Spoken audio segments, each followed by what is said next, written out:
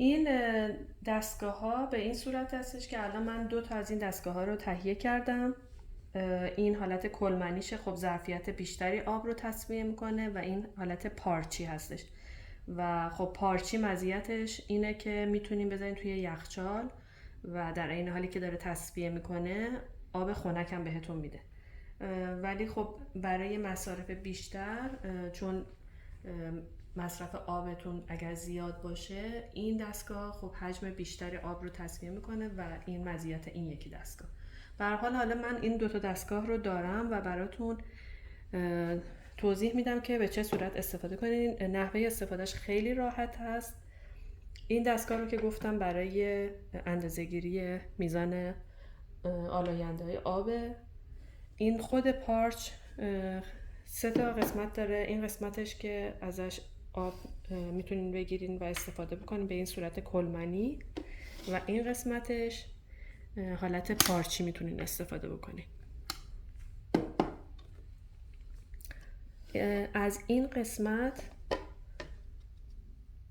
درش رو باز میکنین و این فیلترش هست.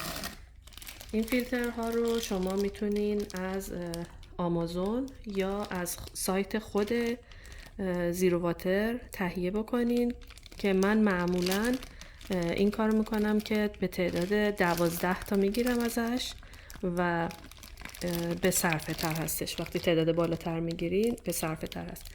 من معمولا چون مصرف آبمون خب زیاد هست و اینکه املاح آب توی منطقه ما زیاد هست، به خاطر همین فیلتر هر 2 هفته معمولا من عوض میکنم، ولی بستگی به منطقتون و بستگی به مصرف آبتون خب این تعویض فیلتر تغییر میکنه. اینم براتون توضیح بدم که این علامتی که اینجا میبینین NSF حالت استانداردی هستش که توی آمریکا از معتبرترین استانداردها هستش و از این لحاظ خیالتون راحت باشه که تمام استانداردها رعایت شده برای این دستگاه ها. و این فیلتر رو به این صورت استفاده میکنین که این خیلی راحت باز میشه. اینجا شیار داره که فیلتر رو از زیر بهش وصل میکنین، پیچ میکنین در حقیقت، و از اینجا آب شیر رو میریزین و تصفیه میشه به همین راحتی. یه نکته‌ای هم که میخواستم بهتون بگم، اگر که برای کسایی که حالا توی آمریکا زندگی میکنن و من اطلاع دارم، اگر که بتونن که خب اون آبی رو که تصفیه شده میگرفتن از مغازه ها و سوپرمارکت ها، اگر که اون آب رو توی این بریزن، خب این فیلتر دیر به دیر عوض میشه برای اینکه آب کاملا سالمی داشته باشم. ولی خب من به شخصه چون رفت آمدش رو و تهیه کردن اون آب برام سخت بود، از آب شیر استفاده میکنم و خب فیلترم رو هر 2 هفته تعویض میکنم. حالا براتون این اندازه‌گیری آب رو نشون میدم که به چه صورت هست. این دستگاه همونطور که میبینید این سریعی که داره میزان آلایندگی آب رو نشون میده. اینجا دکمه رو که میزنین، دکمه آف رو که میزنین، میبینین که 0 هستش.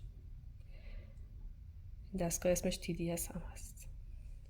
خب این آبیه که از آب شیر استفاده کردم و اینجا نگاه بکنین الان عدد 331،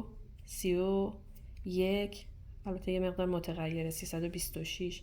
این الان املاح آب شیر ما رو داره نشون میده.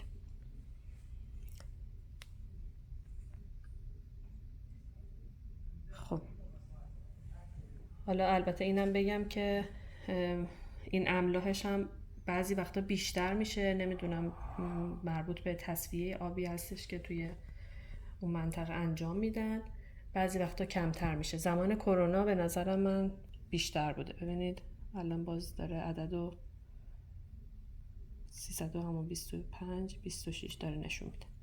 خب حالا همینطور که میبینید اینجا الان دوباره 0 است و این آبیه که من با این دستگاه قبلی آب تصفیه شده است بهتون نشون میدم. همینطور که میبینید این عددش هیچ تغییری نمیکنه، 0.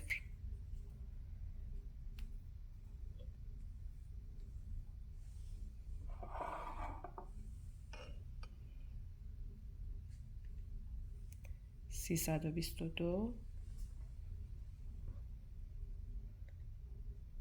0. و اینم بگم که من این فیلتر رو حدود 1 هفته است تعویض کرده بودم، ولی با این حال هنوز این آب 0 داره نشون میده و کاملا سالمه. به همین راحتی میتونین از این دستگاه استفاده بکنین و خیالتون راحت باشه که آبی که استفاده میکنین سالمه و هیچ املاحی نداره، چون همونطور که میدونید تمام آب معدنیایی هم که بیرون هست هر کدومشون یه معایبی داره. اینکه توی پلاستیک آب رو پر میکنن خودش یه ضررایی داره، بعد نحوه نگهداری که اون آب هست حالا تا برسه به مقصد توی جاهایی که نگه میدارن اگر آفتاب بهش خورده باشه، اینا همه روی اون آبی که دارین مصرف میکنین تأثیر میذاره و خیلی از آبهایی هم که هستن اصلا استاندارد نیستن. حتی اینجا توی آمریکا هم آب معدنیایی که تهیه میکنین بعضیاشون واقعا استاندارد نیست. پس بهتره که تا اونجا که میتونین خودتون از این فیلتر استفاده بکنین و خیالتون راحت تر باشه. و خب یه چیزی هم که اینجا خیلی باب هستش اینه که هر کسی یه قمقمه دستشه میتونین قمقمه آبتون رو پر کنین و دیگه از اون آبای بطری یه بار مصرف استفاده نکنین که هم برای هزینه‌تون و همین که برای سلامتیتون و در عین حال برای محیط زیست هم خیلی ضرر داره اون بطریایی که استفاده میشه و دور انداخته میشه و قرنها توی طبیعت باقی میمونه اون پلاستیکش. خب این معرفی این دستگاه بود و امیدوارم که کسایی که توی آمریکا، کانادا یا هر جایی که بتونن این فیلتر رو تهیه بکنن، حالا توی اروپا هم احتمال زیاد میتونن این فیلتر رو از آمازون تهیه بکنن، فقط متاسفانه کشور ماست که فکر میکنم یه مقدار سخت باشه این تهیه کردن فیلتر و امیدوارم بتونیم که یه روز توی کشور خودمونم این دستگاه رو به راحتی استفاده بکنیم و دردسرهای تصفیه آب رو نداشته باشیم. ممنون که این ویدیو رو دیدید. اگر دوست داشتید منو حمایت بکنید با لایک کردن و سابسکرایب کردنتون، خوشحال میشم. روز و شب خوبی داشته باشید.